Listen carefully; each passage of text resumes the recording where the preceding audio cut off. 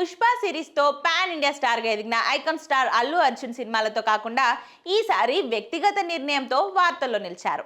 అనుమతి లేకుండా తన పేరు, ఫోటోలు, వీడియోలు లేదా వాయిస్ను వాణిజ్యపరమైన ప్రయోజనాల కోసం ఉపయోగించుకోకుండా ఆదేశాలు ఇవ్వాలని కోరుతూ ఆయన ఢిల్లీ హైకోర్టును ఆశ్రయించారు.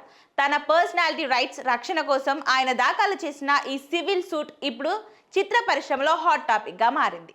సాధారణంగా ఒక సెలబ్రిటీకి విపరీతమైన క్రేజ్ వచ్చినప్పుడు కొన్ని సంస్థలు వారి అనుమతి లేకుండానే వారి రూపం లేదా గొంతును వాడుకొని వాణిజ్య ప్రకటనలు చేసుకుంటాయి. ప్రస్తుత ఏఐ యుగంలో వాయిస్ క్లోనింగ్, డీప్ ఫేక్ టెక్నాలజీతో ఫోటోను మాఫింగ్ చేయడం వంటివి ఎక్కువయ్యాయి. దీనివల్ల నటుల బ్రాండ్ విలువ దెబ్బతినడమే కాకుండా వారి ప్రమేయం లేని తప్పుడు ప్రచారంలో వారి పేరు వినిపించే ప్రమాదం కూడా ఉంది. గతంలో అమితాబ్ బచ్చన్, రజనీకాంత్, అనిల్ కపూర్, చిరంజీవి, పవన్ కళ్యాణ్, జూనియర్ ఎన్టీఆర్ దిగ్గజ నటులు కూడా ఇలాగే కోర్టును ఆశ్రయించి తమ వ్యక్తిగత హక్కుల విషయంలో స్టే ఉత్తర్వులు పొందారు. ఇప్పుడు అదే బాటలో అల్లు అర్జున్ కూడా తన ఇమేజ్ ను కాపాడుకునేందుకు న్యాయ పోరాటానికి దిగారు. అల్లు అర్జున్ దాఖలు చేసిన ఈ పిటిషన్ ను జస్టిస్ తుషారావు ఖేడల నేతృత్వంలోని ధర్మాసనం ఈ రోజు విచారించనుంది. సోషల్ మీడియాలో తన అనుమతి లేకుండా జరుగుతున్న ప్రచారాలు, ఏఐ సహాయంతో గొంతు మార్చి చేస్తున్న వీడియోలపై ఆయన అభ్యంతరం వ్యక్తం చేసినట్లు సమాచారం.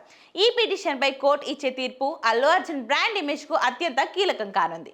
తమ హీరో తీసుకున్న ఈ నిర్ణయం సరైందేనని, ఆయనను ప్రతిష్టను కాపాడుకోవడానికి ఇది అవసరమని అభిమానులు సోషల్ మీడియాలో మద్దతు తెలుపుతున్నారు.